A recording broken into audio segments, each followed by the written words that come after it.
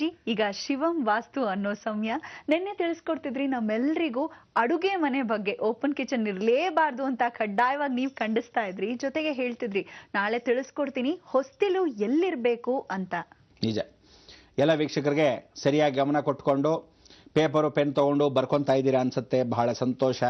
ಕಾರ್ಯಕ್ರಮಗಳಲ್ಲೂ ಯಾತಕ್ಕೆ ಅದನ್ನು ಬರ್ಕೊತೀವಿ ಅಂದರೆ ವಿಚಾರಪೂರ್ವಕವಾಗಿ ಕೆಲವರಿಗೆ ಗಮನ ಹರಿಸೋಕ್ಕೆ ವಿಶೇಷ, ಕೆಲವರಿಗೆ ಮರ್ತು ಹೋಗುತ್ತೆ, ಕೆಲವರಿಗೆ ಎಂಥ ಒಳ್ಳೆ ವಿಚಾರ ನಾಳೆ ನಮ್ಮ ಮುಂದಿನ ಪೀಳಿಗೆಗೆ ಇರುತ್ತೆ ಅಂತ. ಕೆಲವರು ಸುಮ್ಮನೆ ಬರ್ಕೊತಾರೆ, ಇರಲಿ ನಾಳೆ ನೋಡ್ಕೊಳ್ಳೋಣ ಅಂತ. ಅಟ್ಲೀಸ್ಟ್ ಬರ್ಕೊಂಡಿರೋದನ್ನು ಆವಾಗವಾಗ ಮೆಲ್ಕು ಹಾಕೊಂಡ್ರೆ ಉತ್ತಮ. ಜೀವನದಲ್ಲಿ ಪ್ರತಿಯೊಂದು ಒಂದು ದಿವಸ ಇದ್ದ ಹಾಗೆ ಇನ್ನೊಂದು ದಿವಸ ಇರಲ್ಲ. ಇವತ್ತು ಇದ್ದ ಹಾಗೆ ನಾಳೆ ಇರಲ್ಲ, ಇವತ್ತು ಬೆಳಗ್ಗೆ ಇದ್ದ ಹಾಗೆ ಸಾಯಂಕಾಲ ಇರಲ್ಲ, ರಾತ್ರಿ ಇದ್ದಾಗ ಬೆಳಗ್ಗೆ ಇದ್ದಾಗಲ್ಲ. ಅದಕ್ಕೋಸ್ಕರ ಜೀವನನೂ ಹಾಗೆ. ಅಡುಗೆ ಮನೆ ಜೀವನ ಹೆಣ್ಣು ಮಕ್ಕಳಿಗೆ ಬಹಳ ಕಷ್ಟವಾದ್ದು. ಯಾಕೆಂದರೆ ಇಡೀ ಜೀವನ ಮುಕ್ಕಾಲು ವಾಸಿ ಹೆಣ್ಣು ಮಕ್ಕಳು ಅಡುಗೆ ಮನೆಯಲ್ಲೇ ಕಾಲ ಕಳೆದು ಬಿಡ್ತಾರೆ. ನೋಡಿ, ಅವ್ರ ಸಂಸಾರ ಮದುವೆ ಆದಾಗಿಂದ ಹಿಡಿದು ಅಯ್ಯೋ ಗಂಡನ ಮದುವೆ ಆದಮೇಲೆ ಎರಡನೇ ಹೆಂಡತಿ ಭಾಗ ಅನ್ನೋ ಥರ ಅವಳಿಗೆ ಎರಡನೇ ಗಂಡನ ಭಾಗ ಅಡುಗೆ ಮನೆಯೇ. ಮಕ್ಕಳಿಗೆ ಅಡುಗೆ ಮಾಡ್ಕೊಂಡು ರೆಡಿ ಮಾಡಬೇಕು, ಅಡುಗೆ ಮನೆ ಕ್ಲೀನ್ ಮಾಡಬೇಕು, ಹಬ್ಬದ ಆಚರಣೆ ಆದರೆ ಏನಾದರೂ ತಿಂಡಿಗಳು ಮಾಡಬೇಕು, ಗಂಡನ ಆರೈಕೆ ನೋಡ್ಕೊತಾನೇ ಇರಬೇಕು, ಅತ್ತೆ ಸೇವೆ ಮಾಡಬೇಕು, ಮಾವನಿಗೆ ಬೇಕಾದರೆ ಏನೋ ಸೇವೆ ಮಾಡಬೇಕು, ಮೈದಂದ್ರಿಗೆ ಬೇಕಾದರೆ ಸೇವೆ ಮಾಡಬೇಕು, ಹೀಗೆ ನೂರಾರು. ಆ ಸೇವೆಗಳು ಏನು ಎತ್ತ ಅಂತ ತಿಳ್ಕೊಳ್ಳೋಣ. ಶಿವನಣ್ಣ ಮೊದಲು ಶಿವನ ಸ್ವಾಗತಿಸೋಣ.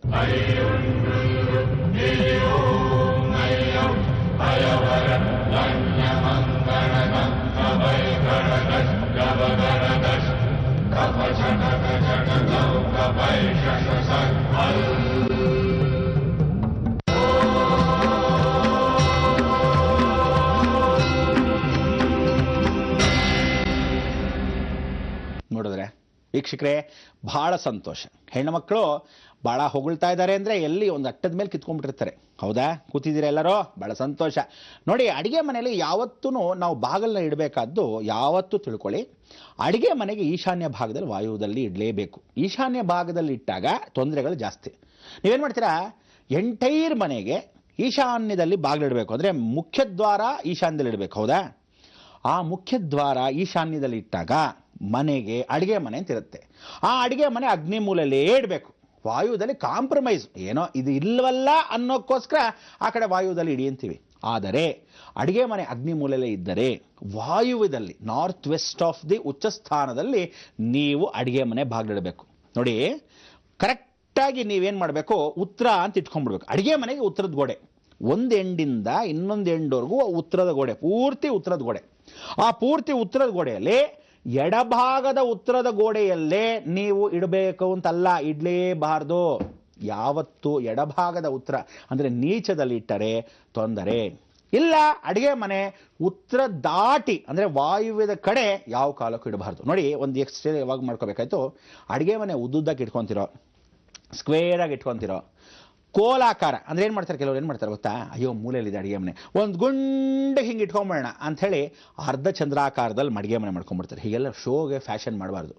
ಯಾವತ್ತು ಔಟ್ರ್ ವಾಲ್ ಆಫ್ ದಿ ಹೌಸ್ ಅಂದರೆ ಮನೆ ಅಡುಗೆ ಮನೆ ಯಾವತ್ತು ಹೊರಭಾಗದಲ್ಲಿ ಕರೆಕ್ಟಾಗಿ 90 ಡಿಗ್ರೀಸ್ ಪರ್ಪೆಂಡಿಕ್ಯುಲರ್ ಆಗಿ ಕಟ್ಟಾಗಿರಬೇಕು. ಎಕ್ಸಾಕ್ಟ್ 90 ಡಿಗ್ರೀಸ್ ಕಟ್ಟಾಗಿದ್ದರೆ 90 ಭಾಗಶಃ ಅರ್ಧ ಕರೆಕ್ಟಾಗಿ ಎಲ್ ಶೇಪಲ್ಲಿ ಇರಬೇಕು. ಹೊರಗಡೆ ಮನೆ ಅಡುಗೆ ಮನೆ ಹೊರಗಡೆ ಅಂದರೆ ಮೇನ್ ಡೋರ್ಗೆ ಹೊರಭಾಗದಲ್ಲಿ ನೋಡ್ಕೊಂಬಂದರೆ ಅಡುಗೆ ಮನೆ ಸುತ್ತಲೂ ಬಂದಾಗ ಹೊರಗಡೆ 90 ಡಿಗ್ರೀಸ್. ಆ ಕರೆಕ್ಟಾಗಿ 90 ಡಿಗ್ರೀಸಲ್ಲಿ ಇಲ್ಲಿ ಏನು ಮಾಡಬೇಕು, ಅಡುಗೆ ಮನೆ ಒಳಗೆ ಅಂದರೆ ಹಾಲ್ ಒಳಗೆ ಯಾವತ್ತು ಎಂಟ್ರಿ ಇಟ್ಕೋಬೇಕಾದ್ರೆ ಅಡ್ಡ ಗೋಡೆ ಇರಬೇಕು. ಕೆಲವ್ರು ಏನು ಮಾಡ್ತಾರೆ ಗೊತ್ತಾ, ಹಾಲಲ್ಲಿ ಎದುರುಗಡೆ ಅಡುಗೆ ಮನೆ ಒಂದು ಕರ್ಟನ್ ಹಾಕೊಂಡ್ಬಿಟ್ಟಿದ್ದೀನಿ. ಚಿಕ್ಕ ಮನೆಗಳಾದರೆ ಪಾಪ ಏನು ಮಾಡ್ತೀರಾ, ವಿಧಿ ಇಲ್ಲ, ಸರಿ ಹೇಗೋ ಇಟ್ಕೊಂಡ್ಬಿಡ್ತಾನೆ, ಬಾಡಿಗೆ ಕೊಟ್ಟಿರ್ತಾನೆ, ಓನರ್ ಕಟ್ಬಿಟ್ಟಿರ್ತಾನೆ, ಬಾಡಿಗೆ ಹಣೆ ಬರ.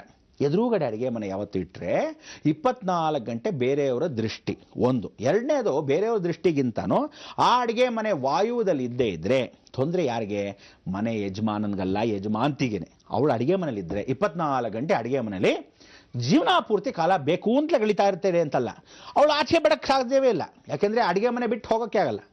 ಅಕಸ್ಮಾತ್ ಈಶಾನ್ಯಕ್ಕೆ ಅಡುಗೆ ಮನೆ ಬಾಗಿಲನ್ನೇ ಈಶಾನ್ಯಕ್ಕೆ ಇಟ್ಬಿಟ್ರಿ ಅಂತ ಇಟ್ಕೊಳ್ಳಿ, ಅಡುಗೆ ಮನೆ ಬಾಗಿಲನ್ನ ಈಶಾನ್ಯಕ್ಕೆ ಇಟ್ಬಿಟ್ರೆ ಅಡುಗೆ ಮನೆ ಹೆಂಗ್ಸ್ ಕಾಲಿಡೋದೇ ಇಲ್ಲ.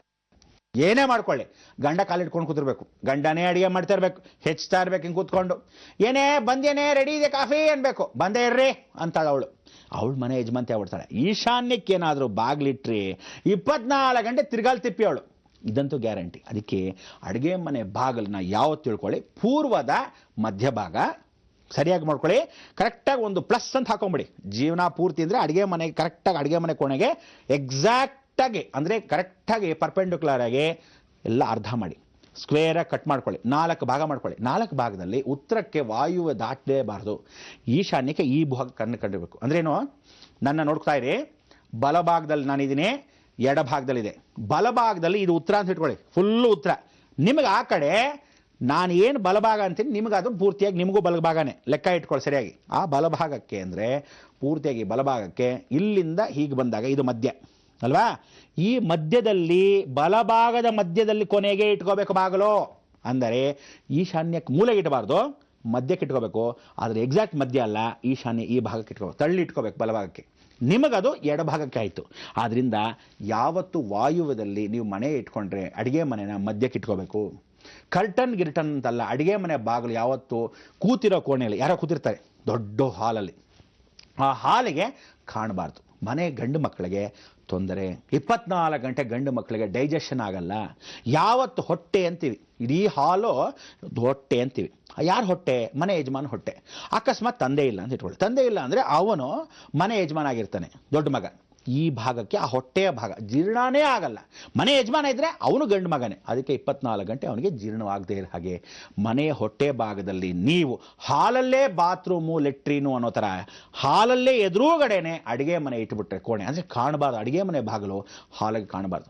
ಓಪನ್ ಕಿಚನ್ ಇಟ್ಕೊಂಡ್ಬಿಡ್ತೀರ, ಅಲ್ಲಿ ಕಾಣಬಾರ್ದು. ಅದಕ್ಕೆ ಏನು ಮಾಡಬೇಕು, ಅಡ್ಡ ಗೋಡೆ ಹಾಕೋಬೇಕು. ಅದಕ್ಕೆ ನೋಡಿ, ಹಳೆಬ್ರೆಲ್ಲ ಏನು ಮಾಡ್ತಿದ್ರು, ಮಹಾರಾಜರು ಇಂಥವರೆಲ್ಲ ಮನೇಲಿ, ನೀವು ಇವತ್ತು ಕೆಲವ್ರ ಮನೇಲಿ ಹೋಗಿ ಎಂಥ ಒಂದು ವಾಸ್ತು ಕಟ್ಲಿ, ಫ್ಯಾಷನ್ ಕಟ್ಲಿ, ಏನೇ ಮಾಡಲಿ, ಮುಸ್ಲಿಮ್ಸ್ ಮನೇಲಿ ಶೇಖಗಳ ಮನೇಲಿ ನೋಡಿ ಹೋಗಿ, ಒಂದು ದೊಡ್ಡದಾಗಿ ಇರ್ತಾರೆ. ಏನು ಮಾಡ್ತಾರೆ ಗೊತ್ತಾ, ಹೀಗೆ ಬಾಗಲು ಉಡ್ಡಂದು ಹೀಗೆ ಫ್ಲಿಕ್ ಫ್ಲಾಪ್ ಅಂತಿರುತ್ತೆ, ಅಂದರೆ ಅದನ್ನು ಕ್ಲೀನಾಗಿ ಮಡಚಿ ಎಳೆದಿರ್ಬೋದು, ಅಡ್ಡ ಒಂದು ಗೋಡೆ ಥರ ಅದು ಕಾಣುತ್ತೆ, ಅದನ್ನು ಹಾಕ್ಕೊಂಡಿರ್ತಾರೆ.